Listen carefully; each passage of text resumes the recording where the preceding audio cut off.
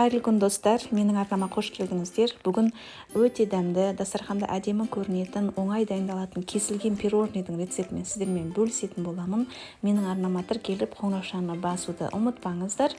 Бұл кесілген пирожныйдың басқа түрі менің YouTube арнамда жүктелген болатын.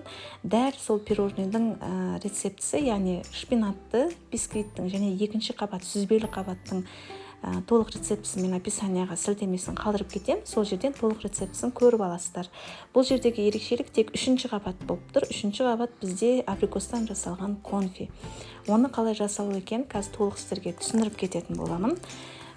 Яғни екінші қабатын толық шпинатты бисквиттің үстіне құйып, холодильникке салып қойғаннан кейін біз үшінші қабат конфиді дайындайтын боламыз. Ол үшін бізге абрикос қажет. Абрикосымызды жуып тазалап, мясорубкадан өткізіп аласыздар. Мен соковыжималкадан өткізіп алдым. Яғни жилкасы бөлек болу керек, тек қана пюре таза. Қантымызды қосамыз және де жүгері крахмалын салып, баяу отқа қантымыз ерігенше жақсылап араластырып аламыз. Қантымыз ерігеннен кейін алдын ала дайындап алған желатинімізді қосып, желатиніміз ерігенше тағы біраз араластырамыз. Енді осы массамызды жаңа өзіміз құйған сүзбелі, екінші қабатты сүзбелі массаның үстіне толық құйып, тегістеп аламыз.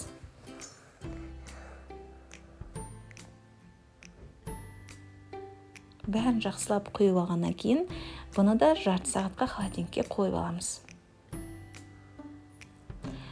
Енді формамызды ақырындап алып, пирожныйымызды өз қалауларыңызша кез келген бөліктерге бөліп алсаңыздар болады.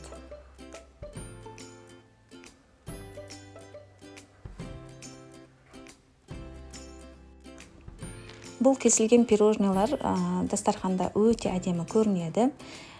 Бетін кез келген креммен өз еріктеріңізше сәндесеңіздер болады. Менде творожный сыр, яғни сүзбелі ірімшік және клегей 33-35%, және де қант ұнтағы. Бәрін жақсылап миксермен араластырып алып, кремімізді дайындап аламыз және пирожныйдың үстіне жағып шығамыз.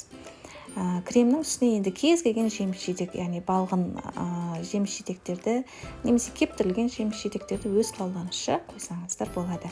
Бұнда кесілген пирожныйдың басқа да түрлері менің арнамда бар, кіріп көрсеңіздер болады. Яғни бетіндегі конфиін кез келген жеміс-жидектің пюресімен алмастыруға, бисквиттің түрлерін басқа да түрмен алмастырып жасауға болады. Егер видео ұнаса, лүпіл басып, қолдап кетсеңіздер, және де арнама тіркелуді ұмытпаңыздар. Назарларыңызға көп рахмет.